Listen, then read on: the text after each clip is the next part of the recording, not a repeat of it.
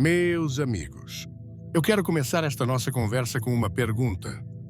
Uma pergunta que talvez muitos de vocês já tenham feito, não em voz alta, mas no silêncio do seu quarto. Naquela hora da madrugada, quando o sono não vem, quando a casa está quieta e a única companhia que você tem é o peso no seu peito. A pergunta é esta, Deus: o Senhor está realmente me ouvindo? Quantos de vocês, com toda a sinceridade do seu coração, já sentiram como se suas orações, suas palavras, seus clamores, simplesmente batessem no teto e voltassem para você? Você ora, você chora, você se ajoelha no chão frio e derrama a sua alma como se estivesse esvaziando um copo de água. Mas tudo o que você recebe de volta é o eco da sua própria voz, o silêncio. Um silêncio que parece gritar mais alto do que o seu próprio desespero. Você olha para a sua vida, para aquele diagnóstico que o médico entregou nas suas mãos, para a cadeira vazia na mesa de jantar de alguém que partiu, para as contas que se acumulam e o dinheiro que nunca é suficiente. E lá no fundo, bem no fundo, uma dúvida terrível começa a nascer. Onde? Onde está o Deus dos milagres? Onde está o Deus sobre quem eu leio nas Escrituras? Será que ele mudou? Será que ele se esqueceu de mim? Essa sensação, meus amigos, a sensação de que a oração é apenas um tiro no escuro, é talvez uma das maiores e mais dolorosas crises de fé que um ser humano pode enfrentar. Ela não faz barulho, ela não chama a atenção, mas ela nos esvazia por dentro. Ela vai pouco a pouco roubando a nossa esperança e nos faz começar a acreditar em mentiras terríveis. Mentiras como: talvez Deus esteja ocupado demais com problemas maiores. Ou talvez o meu problema seja pequeno demais para ele. Ou a pior de todas, talvez eu não seja bom o suficiente. Talvez eu não mereça uma resposta. E assim, muitos de nós cristãos, sinceros, pessoas de bem, paramos de orar. Não porque perdemos a fé em Deus, mas porque perdemos a fé na oração. Nós continuamos vindo à igreja, continuamos lendo a Bíblia, mas aquela conexão íntima, aquela conversa de filho para pai, ela se foi. E em seu lugar, ficou apenas um ritual vazio. Palavras repetidas, orações decoradas que aprendemos na infância. Nós fomos ensinados a orar. Nos ensinaram as palavras certas, a postura certa. Mas poucos de nós fomos ensinados sobre o segredo por trás de uma oração que de fato move o coração de Deus. Uma oração que libera o seu poder aqui na terra. E na falta desse entendimento, nós tentamos de tudo. Nós achamos que o problema está no volume da nossa voz. Então, nós gritamos. Achamos que está na quantidade de vezes que pedimos. Então, nós repetimos a mesma coisa dia após dia, até nos sentirmos exaustos. Nós fazemos barganhas. Senhor, se o Senhor me curar, eu prometo que nunca mais irei faltar a um culto. Nós fazemos promessas que no fundo sabemos que não podemos cumprir. E cada tentativa fracassada só aumenta a nossa frustração. Só reforça aquela mentira lá dentro que diz: está vendo, não funciona para você. Mas hoje eu quero que você respire fundo. Eu quero lhe dizer algo que eu acredito que pode começar a mudar tudo. O problema, meu amigo, minha amiga, não está nos seus pulmões, não está na sua insistência, não está na sua falta de mérito. O problema fundamental está na nossa compreensão. Nós tratamos a oração como se fosse um monólogo, quando, na verdade, ela foi criada para ser um diálogo. Nós a vemos como o último recurso, o botão de emergência a ser acionado quando tudo mais dá errado. Quando Deus a planejou para ser a nossa primeira resposta, a nossa fonte de força, o nosso leme no meio da tempestade.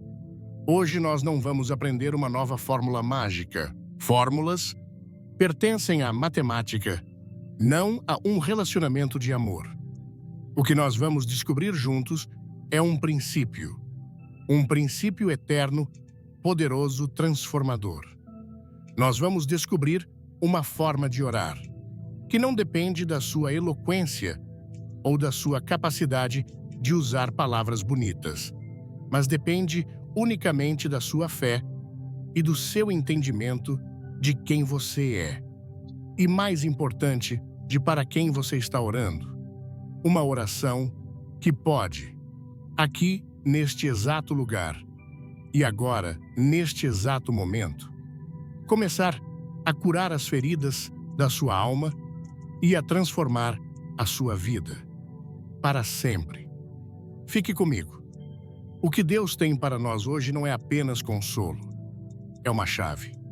A chave que pode abrir a porta que você achava que estaria trancada para sempre. E qual é essa chave? Qual é o segredo que transforma uma oração vazia em uma conversa que abala os céus?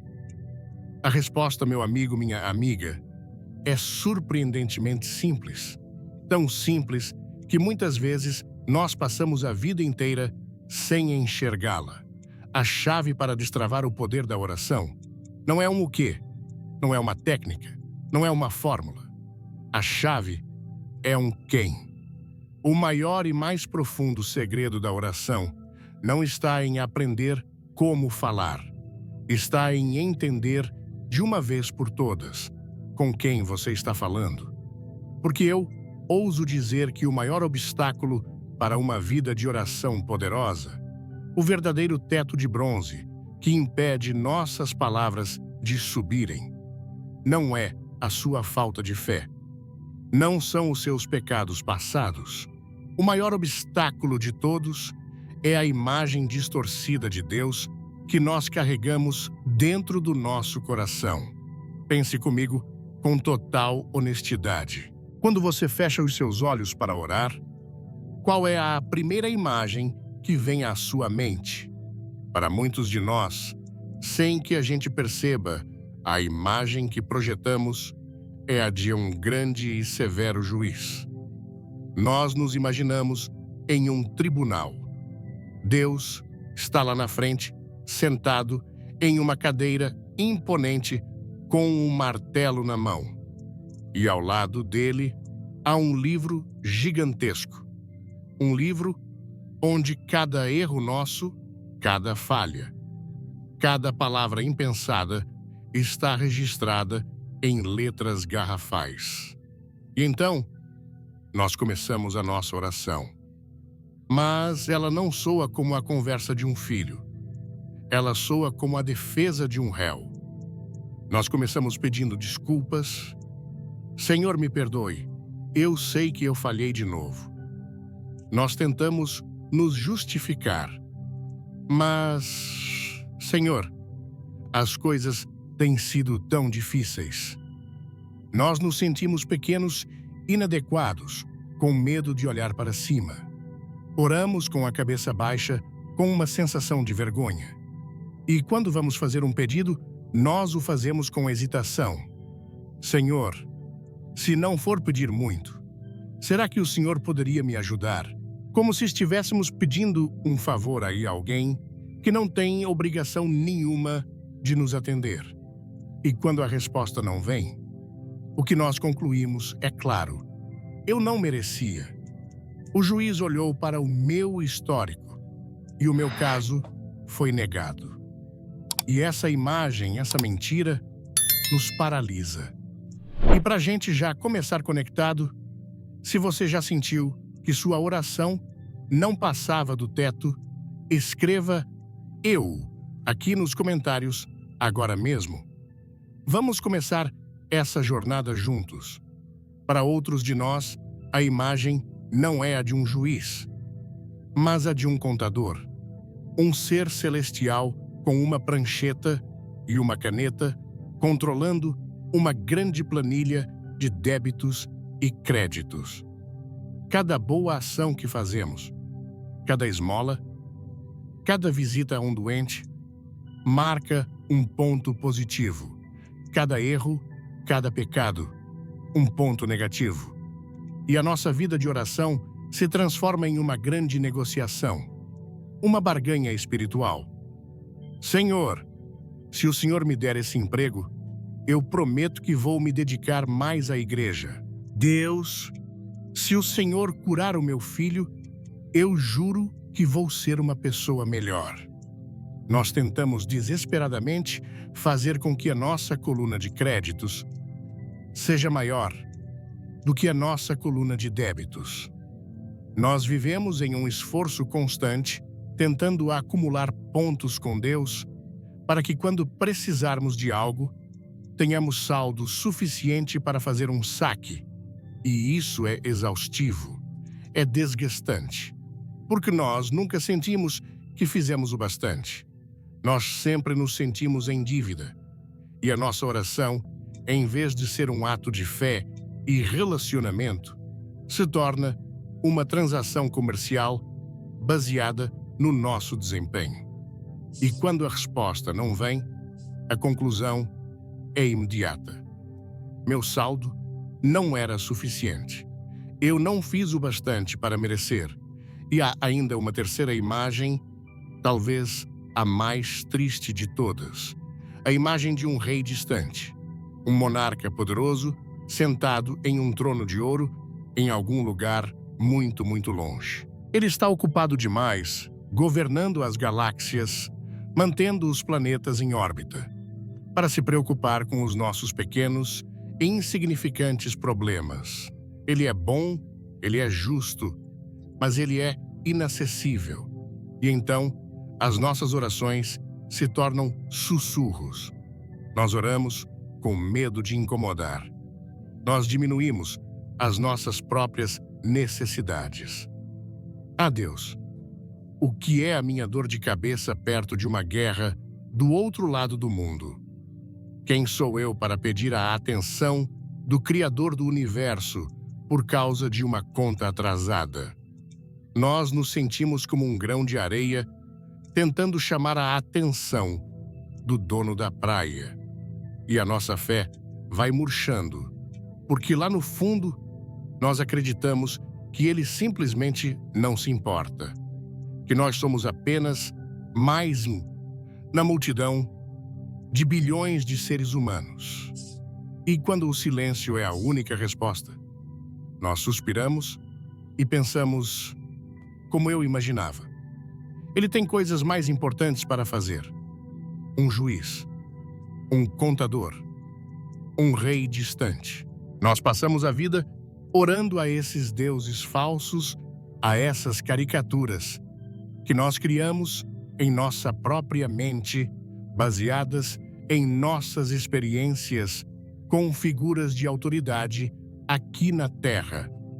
E é exatamente por isso que as nossas orações parecem bater no teto, porque nós não estamos falando com o Deus verdadeiro. Nós estamos falando com um ídolo forjado pelo nosso medo e pela nossa insegurança. Mas, e se eu lhe dissesse que Jesus veio ao mundo para destruir cada uma dessas imagens de uma vez por todas? No Evangelho de Lucas, capítulo 11, os discípulos chegam perto de Jesus com um pedido que mudaria a história da humanidade. Eles não pediram para aprender a andar sobre as águas. Eles não pediram para aprender a multiplicar pães. Eles olharam para a vida de Jesus, para a paz que ele tinha, para o poder que fluía dele, e fizeram o pedido mais importante de todos: Senhor, ensina-nos a orar. E a resposta de Jesus, as primeiras duas palavras que saíram da boca dele deveriam ecoar em nosso coração todos os dias pelo resto de nossas vidas. Ele não disse, ó grande e temível juiz do universo. Ele não disse, ó soberano e distante rei de toda a criação. Ele olhou para eles e disse, quando vocês orarem, digam Pai Nosso. Um aviso muito importante, fique comigo até o último minuto deste vídeo. No final, vou revelar uma oração de apenas 3 palavras que tem um poder transformador. Você não vai querer perder. Pai, essa única palavra, essa simples palavra, é a revolução, é a chave, é a resposta. Jesus não nos deu uma fórmula, ele nos deu um relacionamento. Ele rasgou o véu do templo que nos separava de um Deus santo e distante e nos deu um abraço de um Pai amoroso. Pense na diferença. Um juiz exige justiça. Um pai oferece misericórdia. Um contador exige pagamento. Um pai dá de graça. Um rei exige reverência à distância. Um pai nos chama para sentar no seu colo. Ao nos ensinar a chamar Deus de Pai, Jesus estava destruindo pedaço por pedaço todas as nossas ideias erradas sobre quem Deus é. Ele estava nos dizendo, parem de se aproximar de Deus com medo, parem de tentar merecer o amor dele. Apenas venham. Venham como filhos que correm para os braços do seu pai depois de um dia difícil na escola. O amor de um pai não se baseia no desempenho do filho. Um bom pai não ama mais o filho que tira nota 10 do que o filho que tira nota 5. Ele ama a ambos incondicionalmente. O seu valor para o seu Pai Celestial não está no que você faz ou no que você deixa de fazer. O seu valor está em quem você é um filho amado. E quando você entende isso, quando essa verdade desce da sua cabeça e se aloja no seu coração, tudo muda. A sua postura na oração muda. Você não se ajoelha mais como um réu culpado. Você se aproxima com a confiança de um herdeiro. A sua voz muda. O tom de súplica desesperada dá lugar a um tom de conversa confiante. E a sua expectativa muda. Você não ora mais se perguntando se ele vai responder. Você ora sabendo que ele está ouvindo com o coração de um pai que tem prazer em abençoar os seus filhos. Jesus reforça essa ideia logo em seguida com uma das ilustrações mais poderosas de toda a Bíblia. Ele nos convida a imaginar uma cena do dia a dia. Ele diz, qual de vocês, sendo pai, se o filho pedir pão, lhe dará uma pedra, ou se pedir um peixe, lhe dará uma cobra? A pergunta é quase um absurdo. É óbvio que nenhum pai, em sã consciência, faria uma coisa dessas. Mesmo o pai mais imperfeito, o pai mais falho. No fundo, quer o bem do seu filho. E então, Jesus dá o golpe de misericórdia em nossa incredulidade. Ele olha nos nossos olhos e diz, se vocês, apesar de serem maus, que declaração forte ele está dizendo? Olhem para vocês mesmos, com todos os seus defeitos, com todo o seu egoísmo. Até vocês sabem dar coisas boas aos seus filhos. Agora pensem comigo. Se vocês, que são imperfeitos, sabem fazer isso, quanto mais o Pai de vocês, que está nos céus, que é perfeito em amor, que é a própria fonte de toda a bondade. Quanto mais, ele dará boas coisas a quem lhe pedir. Você consegue entender a profundidade disso? Deus não está relutante em abençoar você. Ele não está de braços cruzados com uma expressão severa, esperando que você o convença com muitos argumentos a ter um pouco de misericórdia. É o contrário. O desejo dele de lhe dar o bem é infinitamente maior do que o seu próprio desejo de receber. A vontade dele de curar é maior do que a sua vontade de ser curado. A vontade dele de prover é maior do que a sua necessidade de provisão. Nós oramos como se precisássemos torcer o braço de Deus. E Jesus nos ensina que o Pai já está de braços abertos. A história do filho pródigo é a pintura mais perfeita do coração desse pai. Quando o filho mais novo, depois de desperdiçar tudo, decide voltar para casa, o que ele faz? Ele ensaia um discurso. Eu direi ao meu pai: Pai, pequei contra o céu e contra ti. Já não sou digno de ser chamado teu filho. Trata-me como um dos teus empregados. Ele estava voltando com a mentalidade de um réu, com a mentalidade de alguém que precisava pagar pelo seu erro. Ele esperava, na melhor das hipóteses, ser tratado como um servo. Mas o que a história nos diz? Ela diz que, estando ele ainda longe, seu pai o avistou. O pai não estava de costas trabalhando. O pai estava na varanda, olhando para a estrada, todos os dias, esperando. E quando ele vê o filho, ele não espera. Ele não fica parado de braços cruzados, esperando um pedido de desculpas. A Bíblia diz que o pai, cheio de compaixão, correu. Imagine a cena. Um senhor de idade levantando suas vestes e correndo em direção ao filho que o humilhou. E ele o abraçou e o beijou.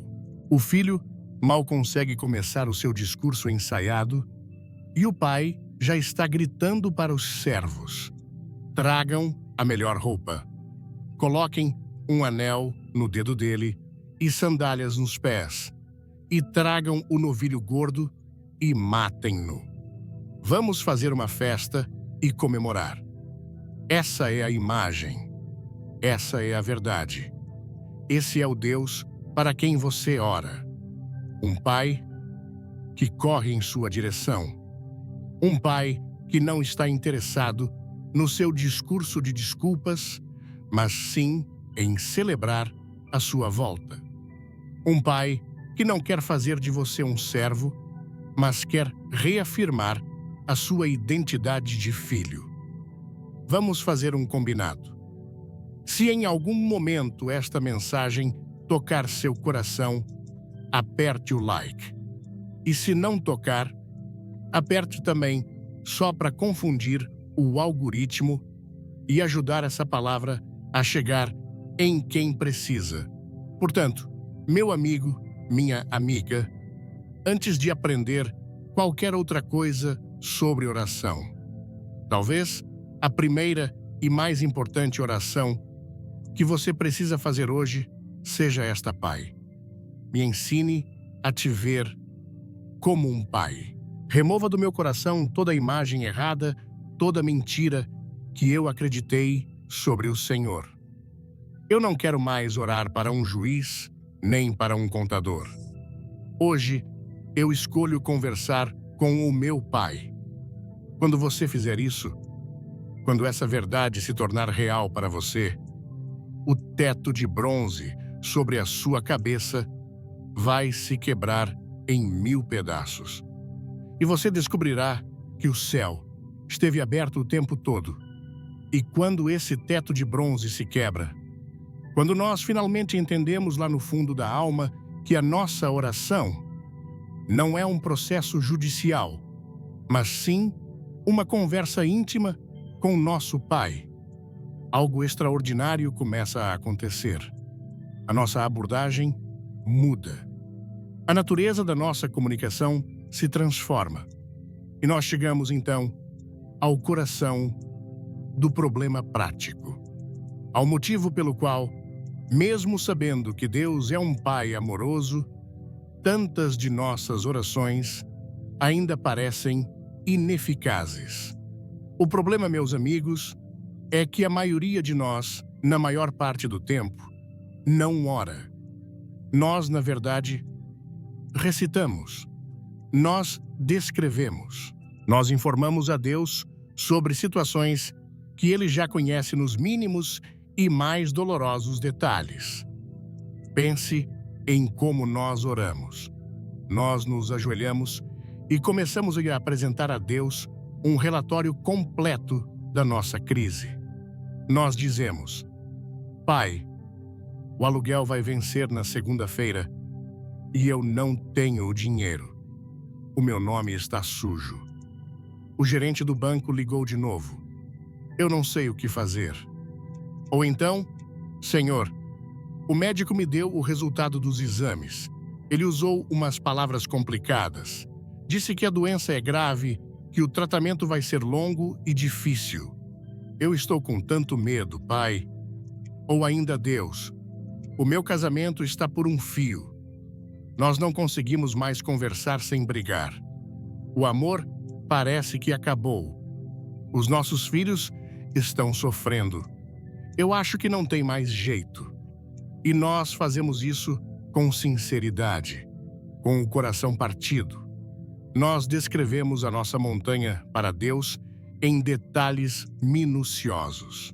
Nós medimos a altura dela, calculamos o peso dela, descrevemos a cor das rochas, na esperança de que ele finalmente perceba o quão grande e impossível é o nosso obstáculo. E quem sabe, movido de compaixão pelo nosso relatório tão bem detalhado, ele decida fazer alguma coisa a respeito. Mas deixe-me propor algo radical, algo que pode virar a sua vida de oração de cabeça para baixo. A oração que transforma, a oração que move céus e terra. Não é aquela que informa a Deus sobre o tamanho da sua montanha. É aquela que informa a sua montanha sobre o tamanho do seu Deus. Antes de começarmos, uma pergunta rápida. Se você acredita no poder da transformação, já deixa um emoji de fogo nos comentários. Quero ver a força de quem está comigo hoje. Há uma diferença colossal. Uma diferença que separa uma oração de vítima de uma oração de vitória. Uma diferença que separa o lamento da declaração. Veja bem, a fé, a verdadeira fé bíblica, não é cega. Ela não ignora a realidade. Ela não finge que o problema não existe, mas ela se recusa a dar ao problema a última palavra. A fé olha para a escuridão, reconhece que ela está ali, mas em vez de descrevê-la, ela acende a luz. O maior exemplo disso em toda a Escritura talvez seja a história de um jovem pastor de ovelhas chamado Davi. O exército de Israel está paralisado, congelado de medo. Por quê? Porque do outro lado do vale há um gigante, um homem chamado Golias.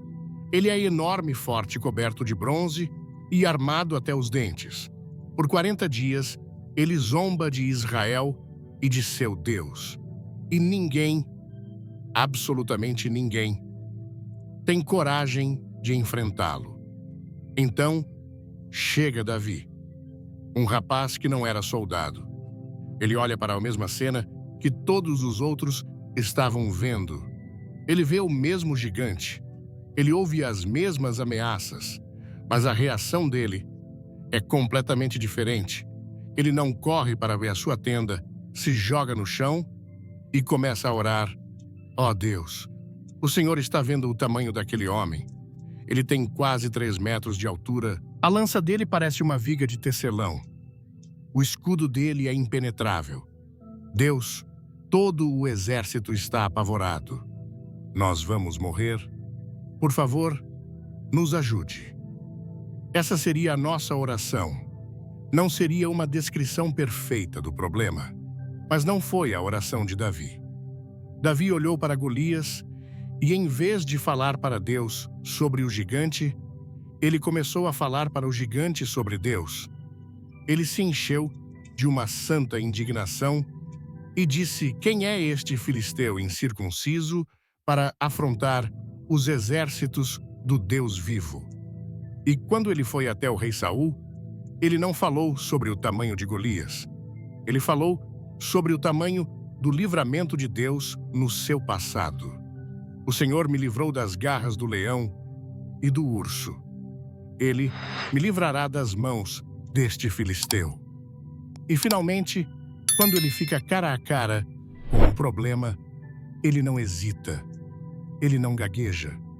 Ele olha nos olhos do gigante e faz uma das mais poderosas orações de declaração de toda a Bíblia.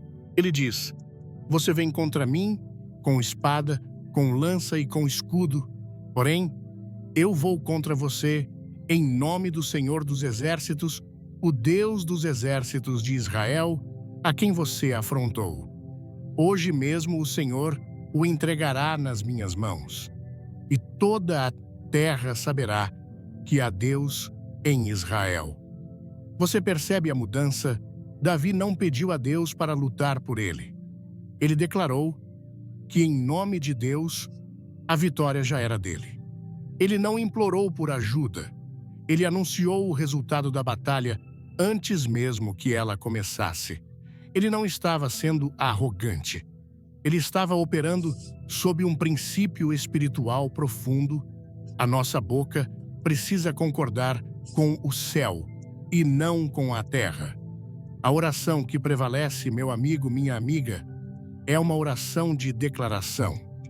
É quando você para de ser um repórter da sua crise e se torna um embaixador do reino dos céus. Um repórter simplesmente descreve os fatos.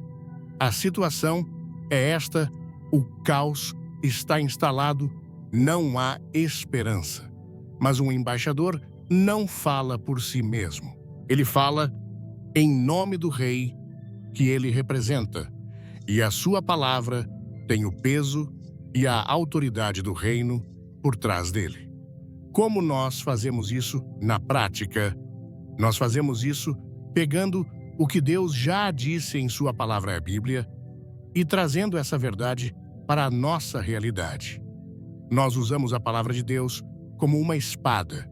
Então, quando o sintoma da enfermidade grita no seu corpo e o medo tenta lhe dizer: você vai morrer disso, é o seu fim. Você para de descrever o sintoma para Deus. Você já fez isso? Ele já sabe. Em vez disso, você abre a boca e declara para a enfermidade, para o medo e para o seu próprio espírito: não, a minha história não termina assim. Porque está escrito em Isaías 50, que Jesus levou sobre si as minhas enfermidades e as minhas dores. Está escrito que, pelas suas feridas, eu fui sarado. Portanto, enfermidade, você é uma mentira. Você não tem o direito de permanecer no meu corpo, que é templo do Espírito Santo. E eu te ordeno que saia em nome de Jesus. Se você é novo por aqui e busca uma palavra de força e esperança, faça duas coisas. Já curta este vídeo e se inscreva no canal para não perder o que Deus tem preparado para nós. Quando as contas se acumulam e a voz da miséria sussurra no seu ouvido, você fracassou. Você nunca vai sair deste buraco. Você para de chorar sobre as contas. Você olha para elas e declara: isso é um fato temporário, mas a verdade é eterna. E a verdade, segundo Filipenses 4, é que o meu Deus, segundo as suas riquezas, suprirá todas as minhas necessidades em glória por Cristo Jesus. A verdade é que a bênção do Senhor enriquece e não acrescenta dores. Portanto, espírito de miséria, eu te repreendo. As portas da provisão de Deus estão abertas para mim. Quando a ansiedade aperta o seu peito e a depressão tenta apagar as cores do seu mundo, dizendo: não há esperança, nada nunca vai mudar. Você para de descrever a sua tristeza para Deus. Você se levanta e, mesmo com a voz trêmula, você declara: "O Senhor é o meu pastor e nada me faltará. Ele refrigera a minha alma. A alegria do Senhor é a minha força. Eu não fui chamado para um espírito de medo, mas de poder, de amor e de equilíbrio. Portanto, ansiedade e depressão. Vocês não são os meus senhores. Jesus é o meu Senhor. E Ele me prometeu uma paz que excede todo o entendimento." Você entende a diferença? É uma mudança sísmica, uma virada de chave que transforma a oração de um lamento de vítima em um decreto de um filho do rei. Você não está mais pedindo para Deus descer e resolver o seu problema. Você está se posicionando como filho aqui na terra e está liberando a vontade do céu sobre a sua situação. Jesus nos ensinou a orar exatamente assim: Pai nosso, seja feita a tua vontade assim na terra como no céu. A vontade de Deus no céu é perfeita. No céu não há doença, não há pobreza, não há tristeza. A nossa oração de fé é o canal através do qual essa realidade celestial invade a nossa realidade terrena. Isso não é pensamento positivo. Isso não é uma técnica de autoajuda. O pensamento positivo depende da força da sua mente, mas a declaração da palavra depende da força da palavra de Deus. E a Bíblia diz que a palavra de Deus é viva e eficaz e mais cortante do que qualquer espada de 2 gumes. Ela tem poder em si mesma. Quando você a libera, você está liberando o poder criativo e restaurador de Deus na sua vida. Então, o desafio para você hoje é este: pare. Pare de dar tanto tempo de antena para o seu problema. Pare de descrevê-lo, de analisá-lo, de reclamar sobre ele para todo mundo. Você já fez isso o suficiente. Hoje mude a sua estratégia. Pegue a sua Bíblia. Encontre uma promessa de Deus que se aplique à sua situação e comece a falar essa promessa. Declare-a em voz alta. Fale para a sua montanha. Lembre a ela quem é o seu Deus. Lembre a ela que o seu Redentor vive. Lembre a ela que a vitória já foi conquistada na cruz. Pode parecer estranho no começo. Sua mente racional pode lutar contra isso. Mas continue declarando. Porque a cada vez que você abre a sua boca em fé e proclama a palavra de Deus, as fundações do inferno tremem e as paredes da sua Jericó começam a ruir. E enquanto você faz isso, enquanto você toma a decisão, talvez pela primeira vez na sua vida, de parar de descrever o problema e começar a declarar a promessa, uma pergunta muito importante e muito honesta pode surgir no seu coração. Uma voz lá no fundo, a voz da dúvida, a voz da nossa própria pequenez pode sussurrar: mas quem sou eu para fazer isso? Quem sou eu para falar com uma doença como se ela fosse me obedecer? Quem sou eu para dar uma ordem a uma dívida ou a uma crise? Isso não é arrogância. Isso não é presunção. E essa pergunta, meus amigos, é uma pergunta válida. É uma pergunta crucial. Porque se a resposta para ela dependesse de nós mesmos, se essa autoridade para falar com as montanhas viesse da nossa própria força ou da nossa própria bondade, então sim, seria a mais pura e tola arrogância. E nós não teríamos direito nenhum de esperar que qualquer coisa acontecesse. E a resposta para essa pergunta, a verdade que alicerça todo o nosso direito de orar com autoridade, pode ser resumida em duas palavras. Duas palavras que são ao mesmo tempo a base da nossa fé, a fonte do nosso poder e a melodia mais doce que um ser humano pode ouvir. As duas palavras são Jesus Cristo, a chave de ouro que abre todas as portas do impossível, a arma espiritual que nos foi entregue e que derrota todo e qualquer inimigo. Não é a nossa força, não é a nossa justiça própria, não é o nosso merecimento. A chave é o nome de Jesus. Quando nós terminamos uma oração dizendo as palavras em nome de Jesus, muitos de nós o fazemos por hábito, por tradição. É como uma pequena frase, um carimbo que colocamos no final da carta para que ela chegue ao destino certo. Mas essa expressão, meus amigos, em nome de Jesus, não é uma vírgula, não é um ponto final. Ela é a declaração de poder mais explosiva que existe no universo. Usar o nome de Jesus não é usar uma frase mágica, um abracadabra cristão. Usar o nome de Jesus é uma declaração de posição e de autoridade. Deixe-me dar um exemplo simples. Imagine que um guarda de trânsito, um homem comum de carne e osso, vai para o meio de um cruzamento movimentado. Ele levanta a mão e todo o trânsito para. Carros, ônibus, caminhões, veículos de toneladas param diante de um simples gesto da mão de um homem.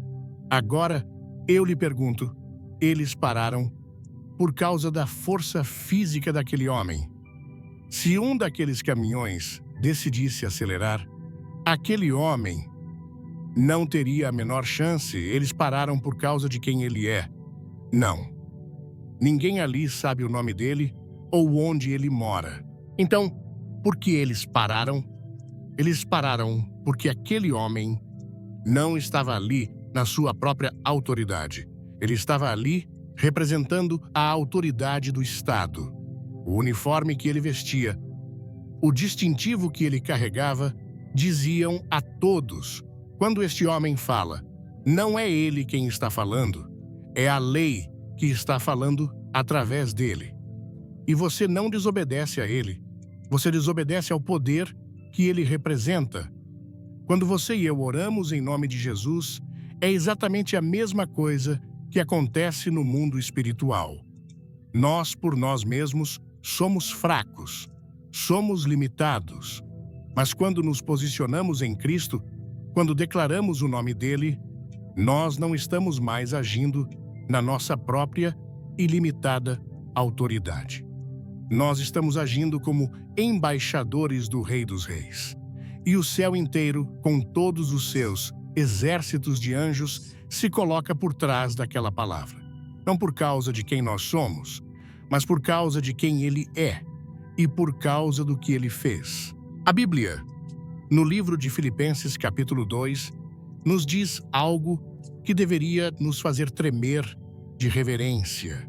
Ela diz que por causa da sua obediência até a morte e morte de cruz, Deus, o Pai, o exaltou soberanamente e lhe deu um nome que é sobre todo o nome.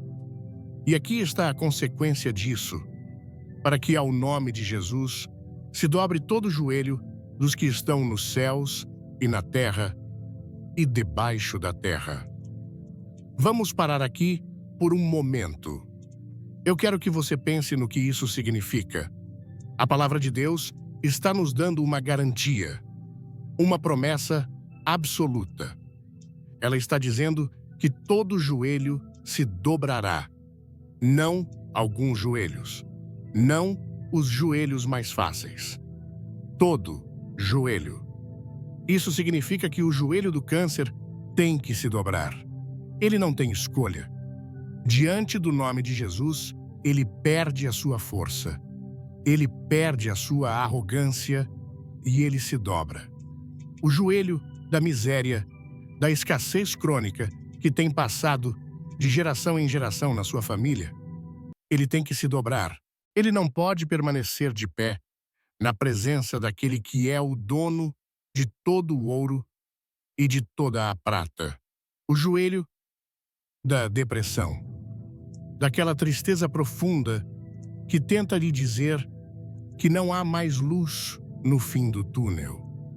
Ele tem que se dobrar. O joelho da ansiedade, do vício, da discórdia familiar, do medo. Todo e qualquer poder que se levanta contra a vontade de Deus para a sua vida não tem outra opção.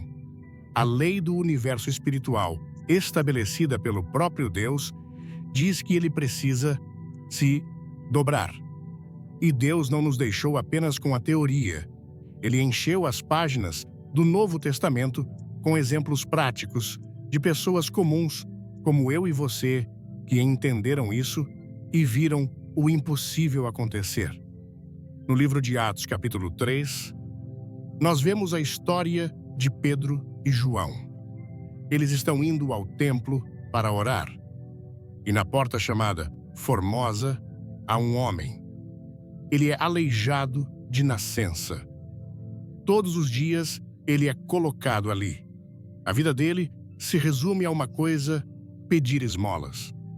Ele é um caso perdido para a sociedade. Um problema crônico. Todos que passavam por ali já o conheciam. Ele era parte da paisagem.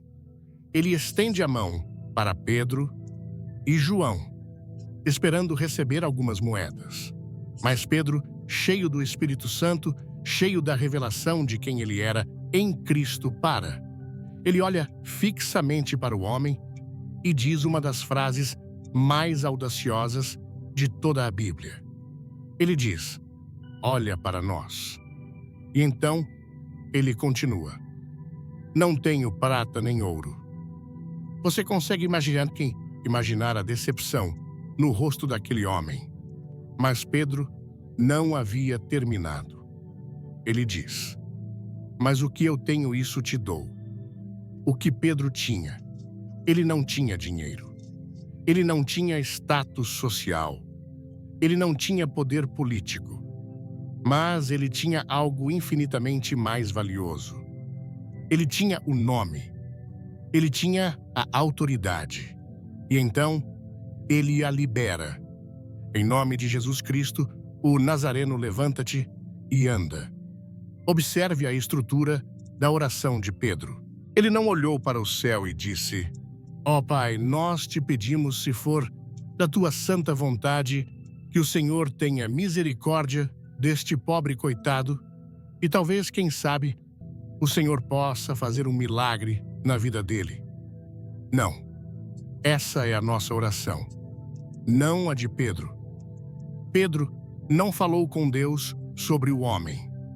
Ele falou com o homem e com a paralisia dele em nome de Deus. Ele não pediu. Ele deu uma ordem. Ele agiu como o guarda de trânsito. Ele usou a autoridade que lhe fora delegada. E o que aconteceu? A Bíblia diz que no mesmo instante. Não foi um processo gradual. Não foi uma melhora lenta. Naquele exato momento, os seus pés e tornozelos se firmaram. E o homem, que nunca tinha dado um passo na vida, não apenas ficou de pé.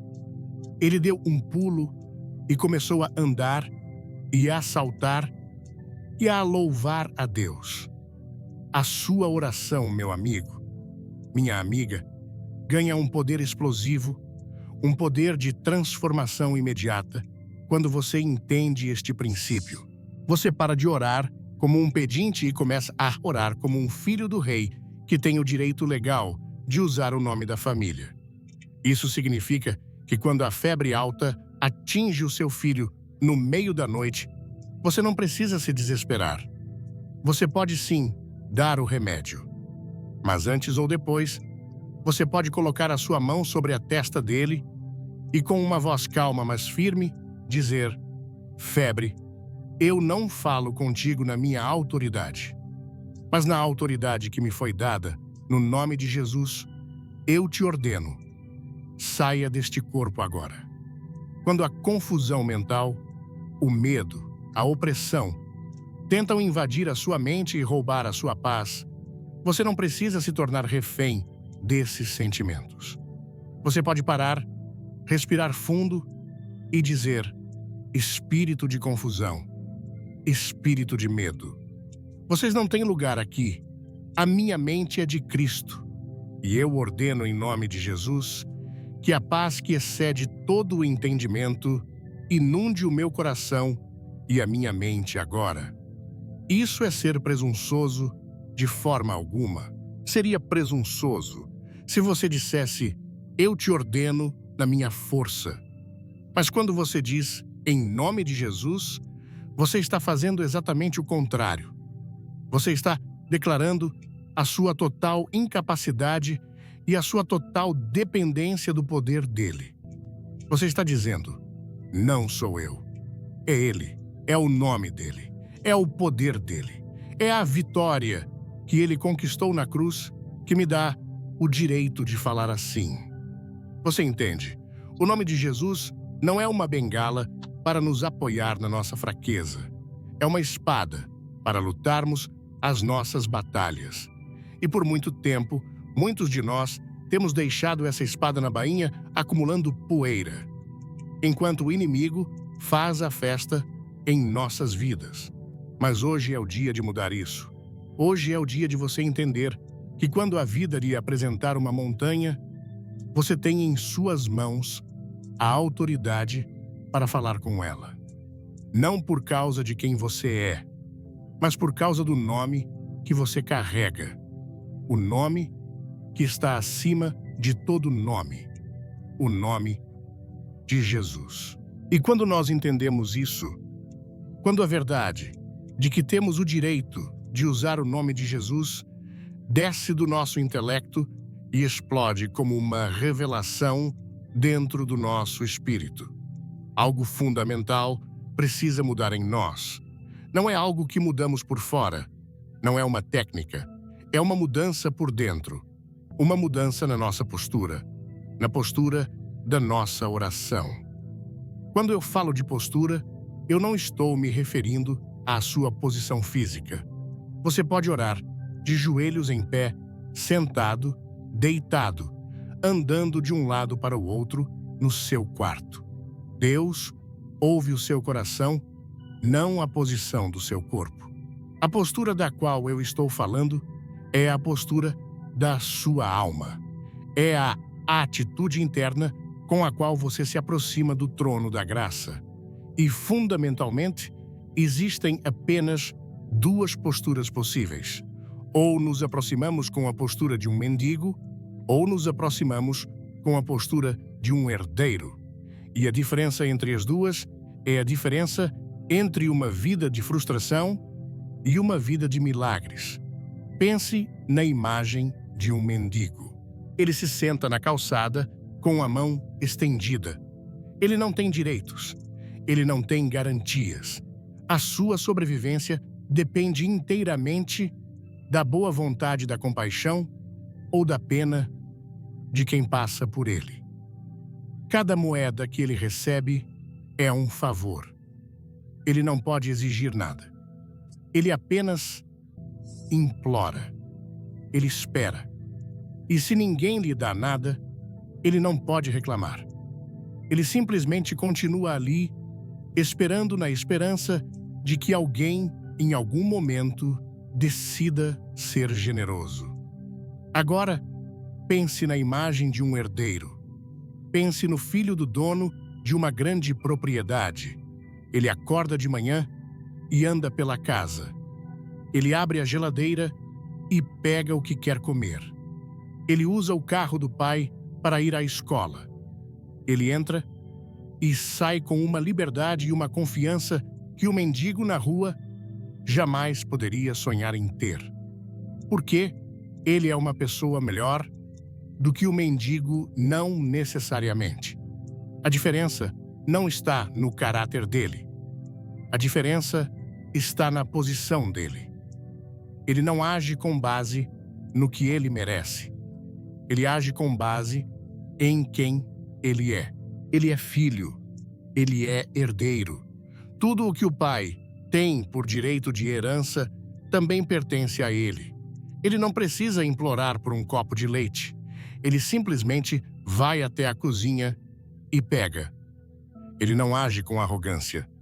Ele age com a confiança que a sua identidade de filho lhe proporciona. Por muitos e muitos anos, a igreja, de uma forma geral, nos ensinou a orar com a postura do mendigo.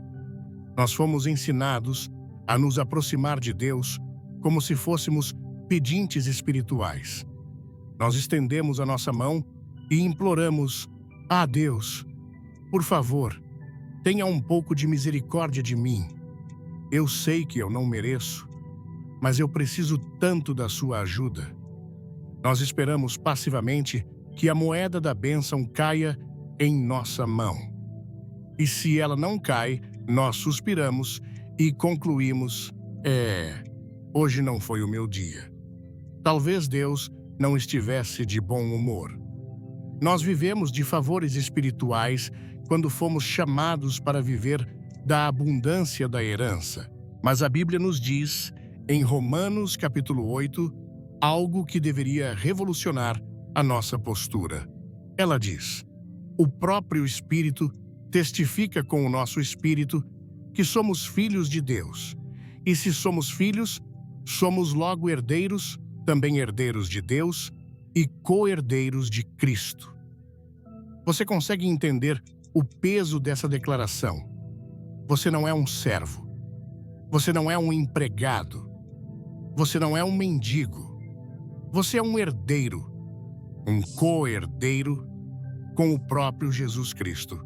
Isso significa que tudo o que Jesus conquistou na cruz, ele conquistou para você. A cura, a paz, a provisão, a liberdade. Não são favores que Deus pode ou não decidir lhe conceder. São os itens da sua herança. Já foram comprados e pagos pelo sangue de Jesus. O seu nome já está no testamento. A sua parte já está garantida. A nossa oração, portanto, não é para convencer Deus a nos dar algo.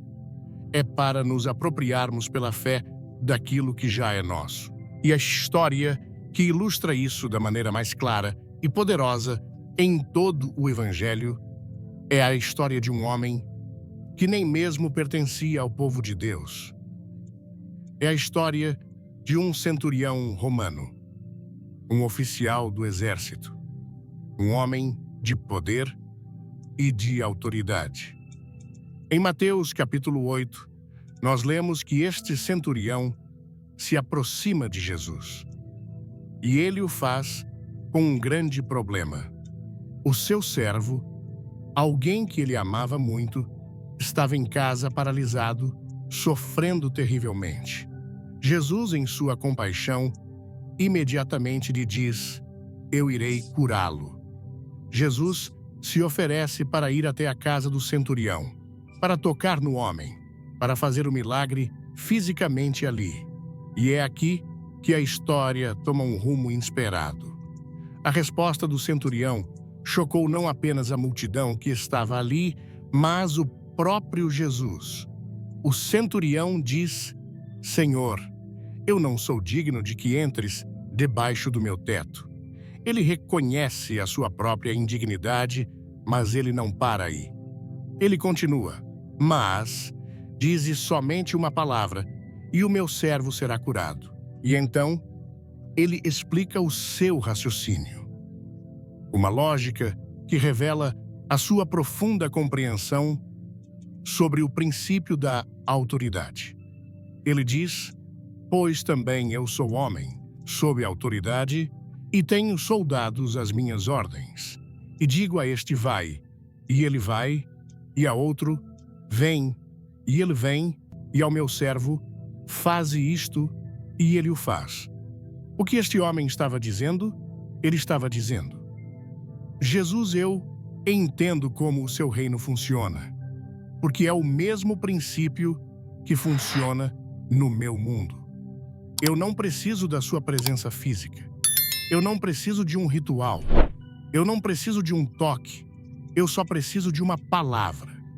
Uma palavra de comando liberada da sua boca, porque eu sei que quando você fala, a doença tem que obedecer da mesma forma que os meus soldados me obedecem. Ele estava reconhecendo que a palavra de Jesus carregava em si todo o poder necessário para realizar o milagre, mesmo à distância. E a reação de Jesus é uma das mais fortes de todo seu ministério. A Bíblia diz que Jesus, ouvindo isto, maravilhou-se. Pense nisso. O Criador do universo ficou maravilhado com a fé de um homem. E ele se vira para a multidão e diz: em verdade vos digo que nem mesmo em Israel encontrei tamanha fé.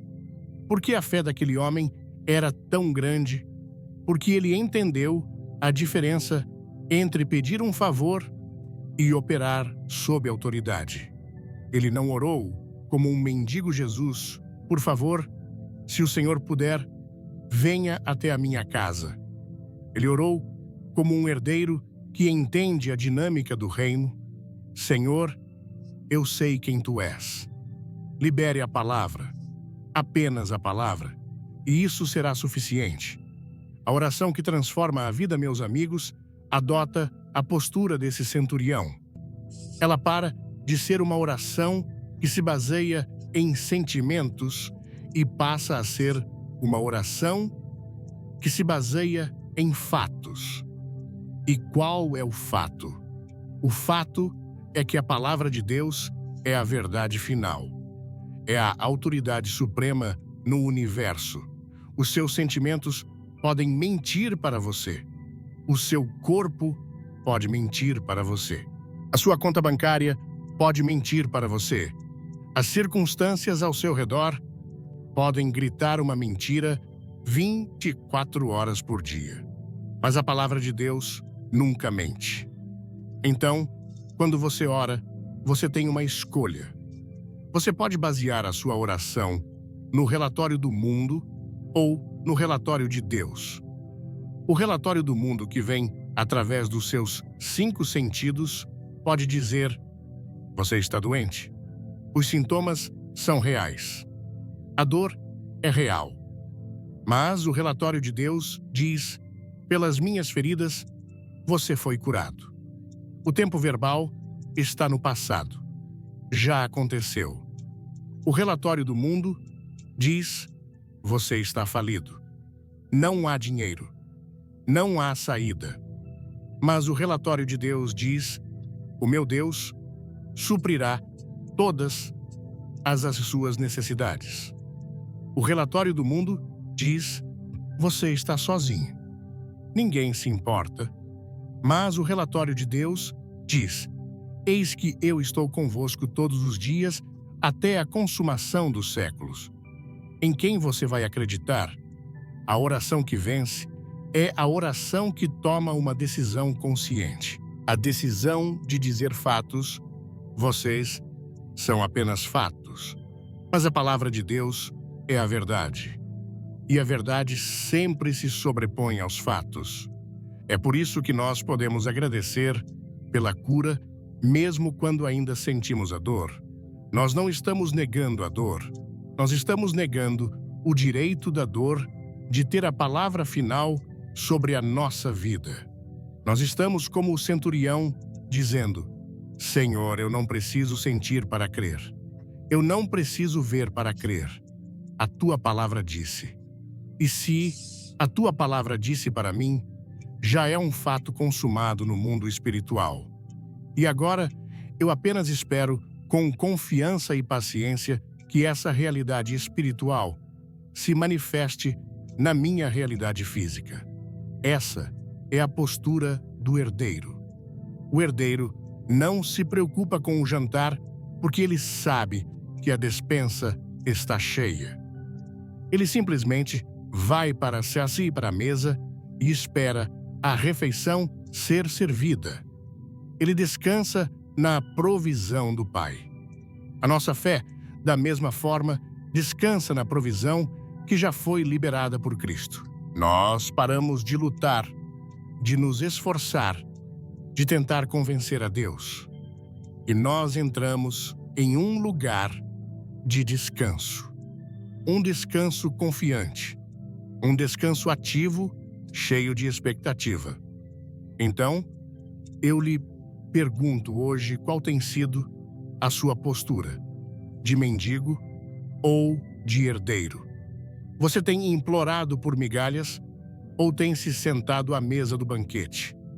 Você tem baseado as suas orações nos fatos gritantes ao seu redor ou, na verdade, inabalável da palavra de Deus? Porque quando você muda a sua postura, quando você para de olhar para si mesmo e para a sua dignidade e começa a olhar para Cristo e para a herança que Ele conquistou para você, a sua oração deixa de ser um peso e se torna a sua maior fonte de poder. Você não ora mais com medo de não ser ouvido. Você ora com a certeza absoluta de que o Pai não apenas está ouvindo, mas já preparou tudo que você precisa. E é exatamente aqui, neste lugar de fé ousada, de confiança de herdeiro, que nós nos deparamos com a pergunta mais difícil de todas. A pergunta que silenciosamente assombra o coração de muitos cristãos sinceros. A pergunta que, se não for respondida corretamente, pode naufragar a nossa fé e nos jogar de volta na praia da dúvida e da desesperança. A pergunta é esta: ok, eu entendi tudo. Eu entendi que Deus é meu Pai. Eu entendi o poder que há no nome de Jesus. Eu entendi que eu devo declarar a palavra e não o problema. Eu entendi que eu sou um herdeiro e não um mendigo. Eu fiz tudo isso. Eu orei com fé. Eu declarei. Eu agradeci antecipadamente. Mas nada aconteceu. A doença ainda está aqui. A conta continua sem pagar. O casamento continua em crise. E agora, o que eu fiz de errado? Será que tudo isso é apenas uma bela teoria que não funciona na vida real? Esta, meus amigos, é a prova de fogo da nossa fé. É o momento em que a borracha encontra a estrada. Porque é fácil ter fé quando o milagre acontece instantaneamente. É fácil acreditar quando vemos o resultado. Mas o que acontece quando há um espaço, um intervalo de tempo, entre a nossa oração de fé e a manifestação da resposta? O que acontece na sala de espera de Deus? É neste ponto que muitos, com o coração partido, abandonam a jornada. Eles concluem: eu tentei e não funcionou para mim. Eles jogam a toalha e se resignam a viver com o problema. Mas a Bíblia, a nossa bússola, o nosso manual de vida, nos mostra uma perspectiva completamente diferente sobre a demora. A Bíblia nos ensina que muitas vezes a demora não é uma negação de Deus. A demora é um desenvolvimento da nossa fé. A demora não é um sinal de que Deus está em silêncio. É um convite para que nós continuemos a crer mesmo no silêncio. Vamos olhar para uma história fascinante e um pouco misteriosa no Antigo Testamento. A história do profeta Daniel. No capítulo 10 do seu livro, nós vemos Daniel em um período de profunda busca espiritual. Ele estava aflito, buscando entendimento sobre uma visão que havia recebido. E o que ele fez? Ele começou a orar e a jejuar. Por 3 semanas completas, 21 dias. Durante 21 dias, ele se humilhou diante de Deus. E durante 21 dias, silêncio absoluto. Nenhuma resposta, nenhum sinal, nada. Você consegue se imaginar na pele de Daniel? No terceiro dia ele poderia ter pensado: acho que Deus não me ouviu. No 10º dia, ele poderia ter concluído: isso não está funcionando. É melhor eu desistir. No 20º dia, o desânimo já deveria estar batendo forte na sua porta. 21 dias de oração, aparentemente sem resposta. Mas Daniel não desistiu. Ele perseverou. E então, ao final dos 21 dias, algo acontece. Um ser angelical magnífico aparece diante dele. E a primeira coisa que este anjo diz a Daniel é uma das revelações mais espantosas de toda a Escritura sobre o mundo espiritual. O anjo olha para Daniel e diz: Daniel, não tenha medo. E continua: desde o primeiro dia em que você aplicou o seu coração a compreender e a humilhar-se perante o seu Deus, as suas palavras foram ouvidas e eu vim em resposta a elas. Vamos parar aqui. Isso é de tirar o fôlego. O anjo está dizendo a Daniel: Daniel, a sua oração não demorou 21 dias para ser ouvida. Ela foi ouvida instantaneamente. No exato momento em que você começou a orar, no primeiro dia, a resposta do céu foi liberada. A ordem foi dada. E eu fui enviado para trazer a sua resposta. E então, vem a parte que nos abre os olhos para uma realidade que não podemos ver. O anjo continua: mas o príncipe do reino da Pérsia me resistiu durante 21 dias. O que está acontecendo aqui, Daniel? Estava orando na terra. Deus respondeu no céu. Mas entre o céu e a terra havia uma batalha. Uma batalha espiritual. Uma força demoníaca, chamada na Bíblia de príncipe da Pérsia, se opôs ao anjo que trazia a resposta de Daniel. E por 21 dias, a resposta ficou retida por causa dessa oposição. O que foi que fez a diferença? O que foi que liberou a vitória? A perseverança de Daniel. A sua contínua oração na terra estava fortalecendo a batalha no céu. Ele não sabia de nada disso. Ele só sentia o silêncio. Mas a sua fé, a sua insistência, a sua recusa em desistir foram as armas que do lado de cá garantiram a vitória do lado de lá. O que essa história nos ensina? Ela nos ensina que às vezes, quando você ora, a resposta é sim, instantânea no mundo espiritual.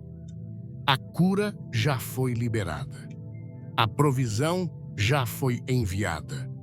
A porta já foi aberta. Mas a sua oração pode ter iniciado uma batalha nos bastidores que os seus olhos naturais não podem ver.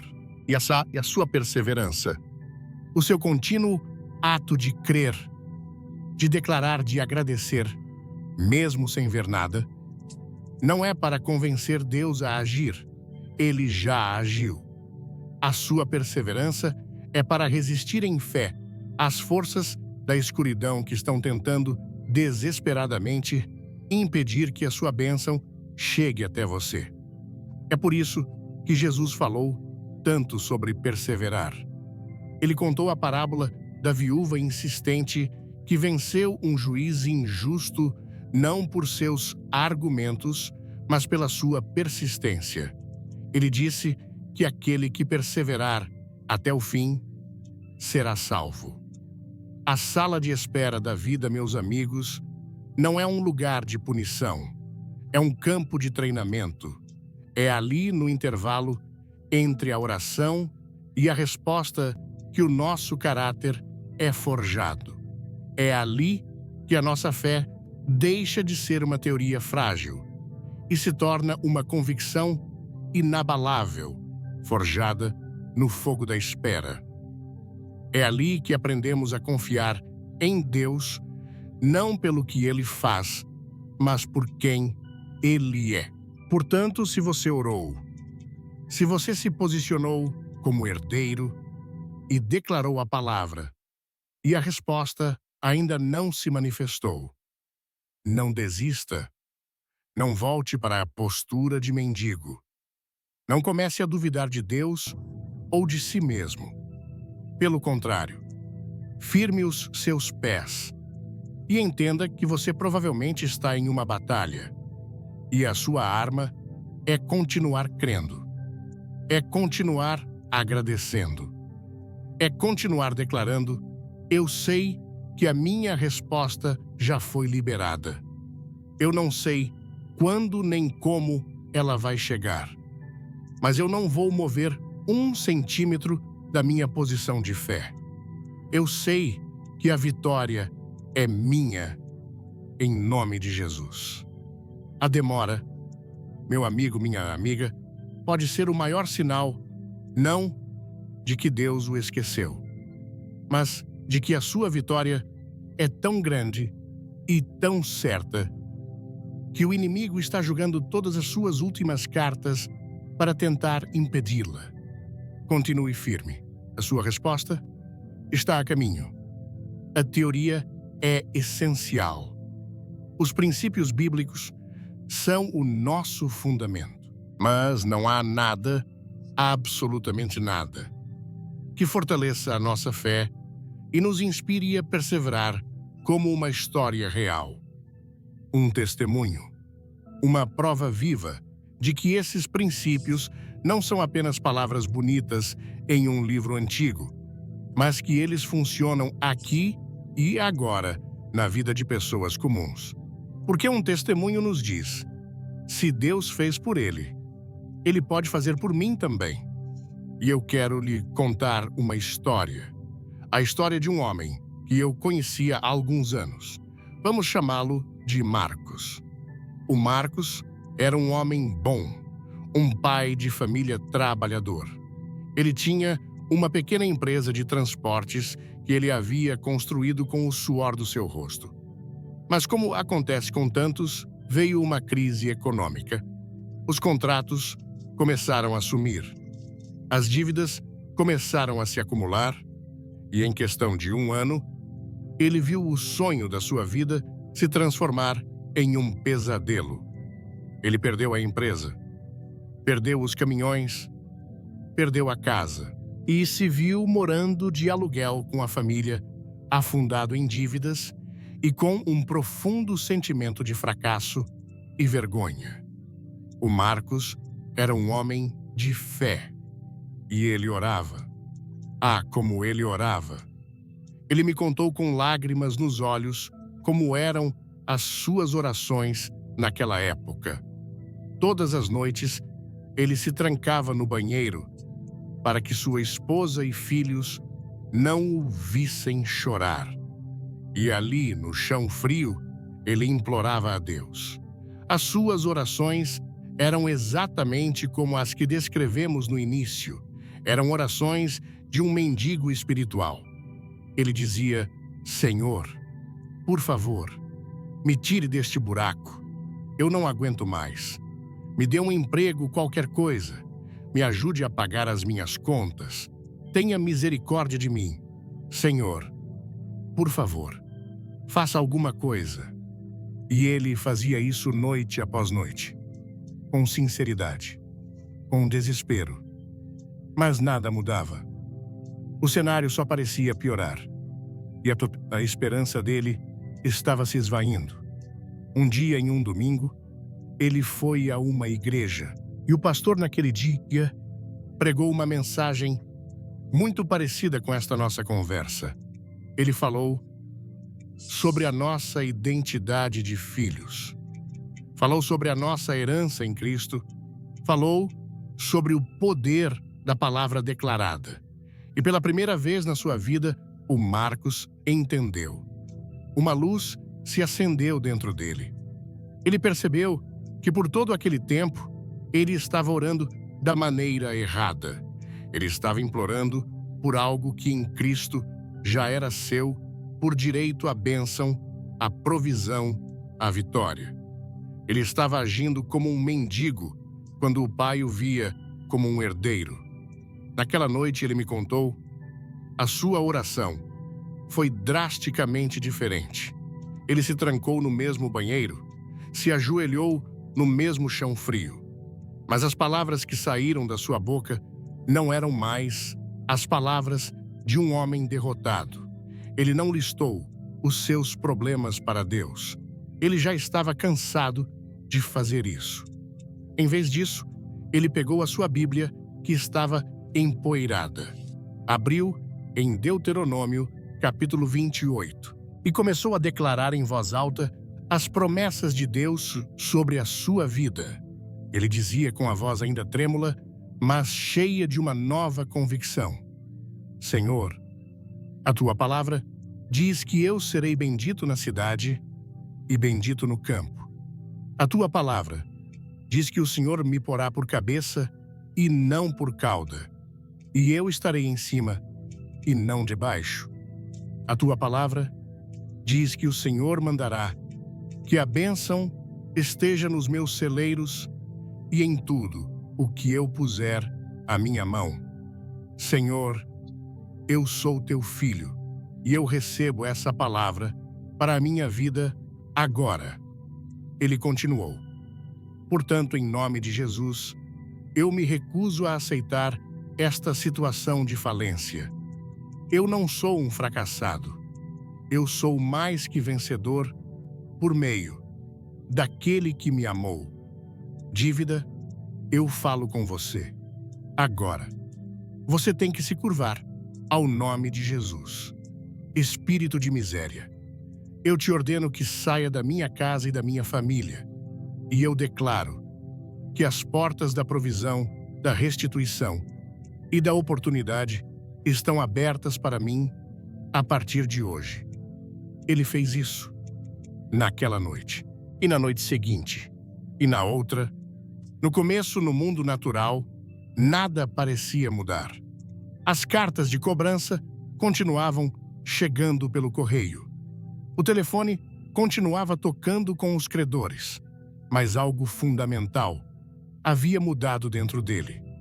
O medo que o paralisava começou a dar lugar a uma fé ousada. A angústia que roubava o seu sono começou a ser substituída por uma paz sobrenatural. Ele ainda não via a solução, mas ele já sabia no seu espírito que a vitória estava a caminho. Cerca de 2 semanas depois que ele começou a orar dessa nova maneira, o telefone dele tocou. Mas não era um credor. Era um número desconhecido. Ele atendeu hesitante. Do outro lado da linha estava um empresário, um antigo concorrente dele dos tempos da transportadora. E o homem foi direto ao ponto. Ele disse: olha, eu soube que você fechou a sua empresa. E eu sempre admirei o nome que você construiu no mercado. Eu estou expandindo os meus negócios e eu gostaria de saber se você não estaria interessado em me vender o nome, a marca da sua antiga empresa. O Marcos ficou em choque. Ele achava que aquele nome, manchado pela falência, não valia absolutamente nada. Mas ele respondeu que sim. E o valor que aquele homem ofereceu ali mesmo no telefone não era apenas o suficiente para ele quitar cada centavo de todas as suas dívidas. Sobrou um capital que lhe permitiu recomeçar. Hoje, alguns anos depois, o Marcos tem um novo negócio. Um negócio ainda mais próspero do que o primeiro. A sua família foi completamente restaurada. A alegria voltou para a sua casa. E quando ele conta essa história, ele sempre termina dizendo a mesma coisa: o que mudou não foi Deus. Deus sempre foi o mesmo Pai amoroso e provedor. O que mudou foi a minha oração. Eu parei de orar sobre o tamanho da minha montanha e comecei a orar a partir do poder do Deus que move montanhas. A história do Marcos é uma história poderosa. É uma fotografia da transformação que acontece quando um filho de Deus descobre a sua verdadeira identidade e a autoridade que ele carrega.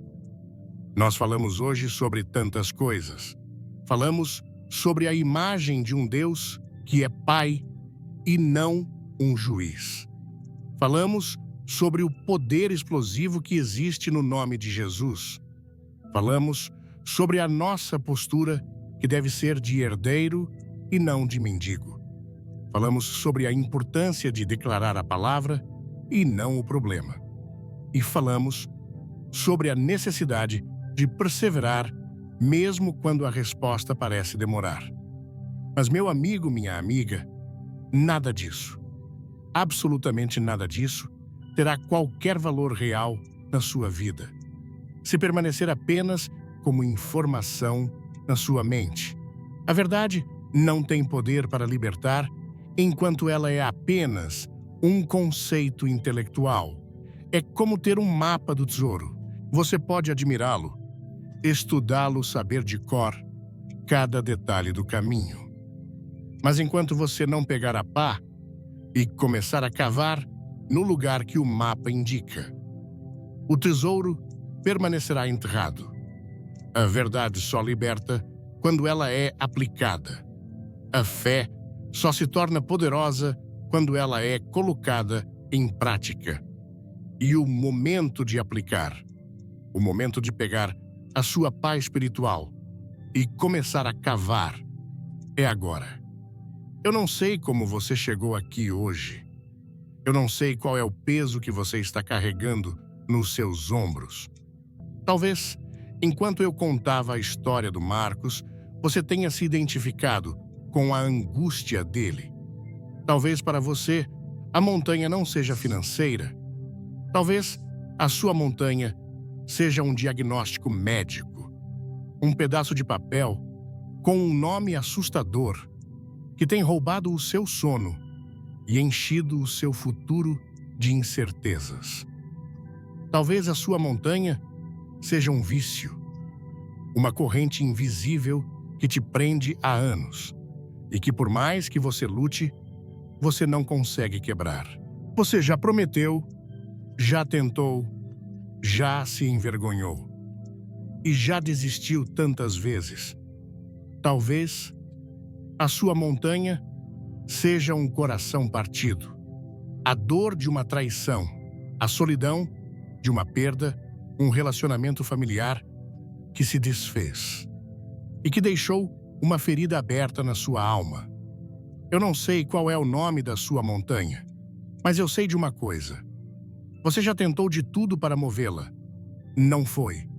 Você já tentou com a sua própria força. Já tentou ignorá-la. Já tentou contorná-la e você já orou. Ah, sim, você já orou.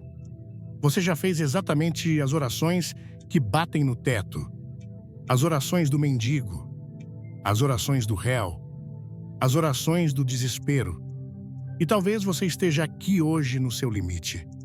Cansado, desgastado, quase sem esperanças. Se essa é a sua situação, eu tenho uma boa notícia para você.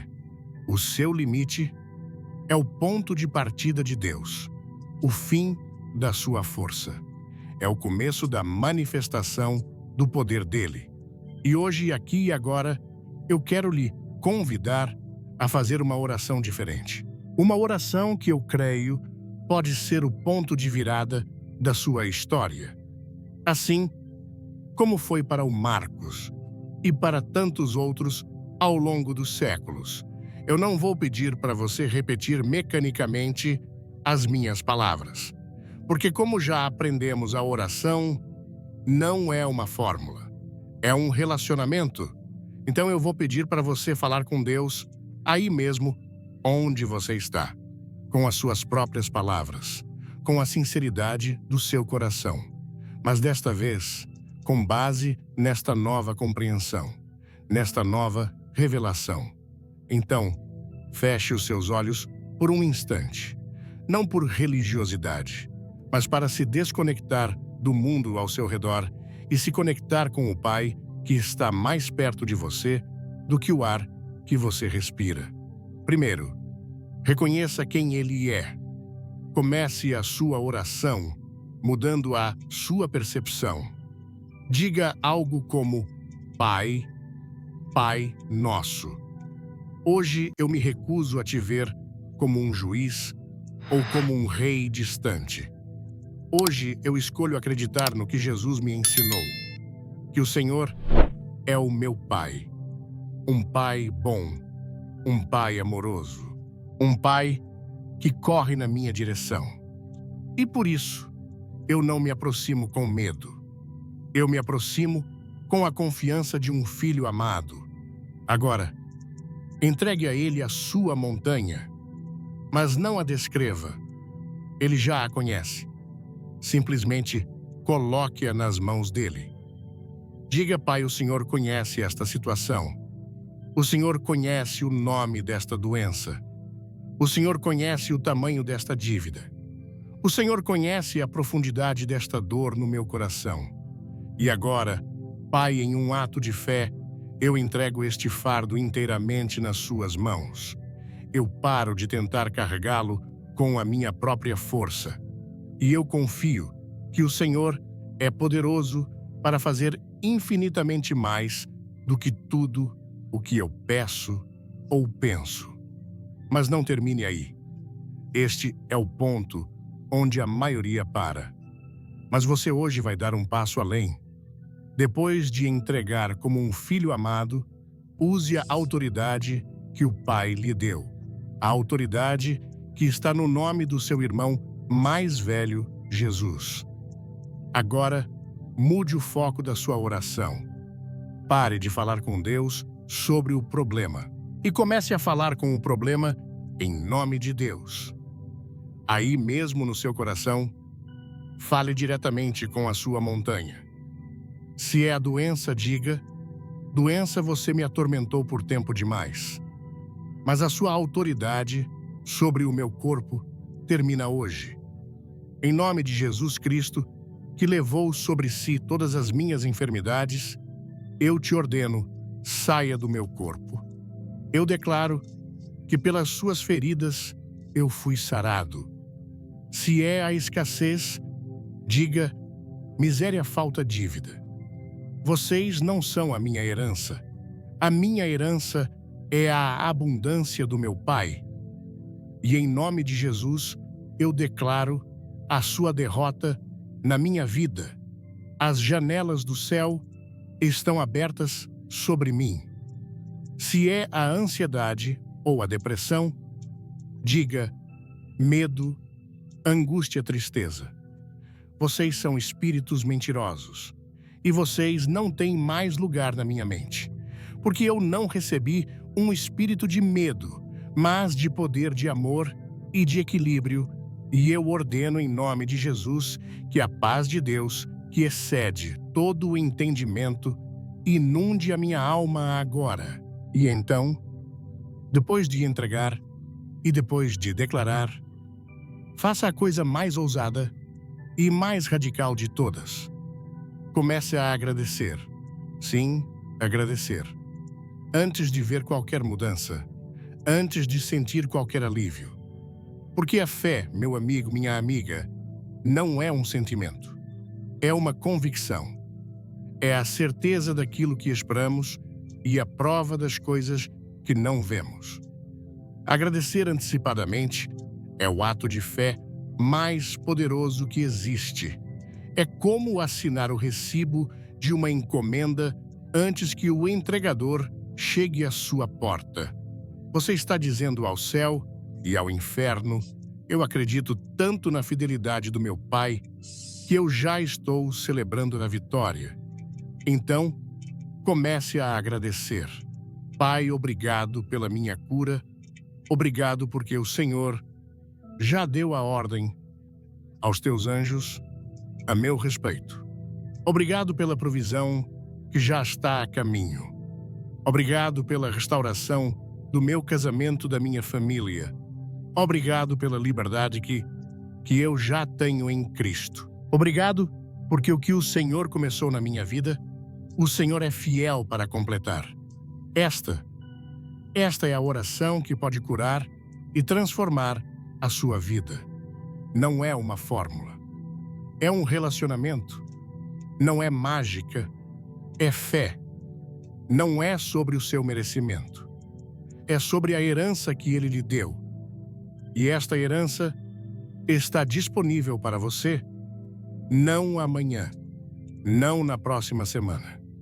Ela está disponível aqui e agora. A porta está aberta. A mesa do banquete está posta. A única pergunta que resta é: você vai aceitar o convite? Você vai ousar sair da postura de mendigo e tomar o seu lugar à mesa como um filho amado? Você vai ousar orar a partir de hoje de uma nova maneira? A decisão é sua. Mas, se você disser sim, se você ousar crer, prepare-se. Porque o pai que estava na varanda, esperando pelo filho pródigo, já está correndo em sua direção. E uma festa no céu e na sua vida está prestes a começar. Que Deus o abençoe.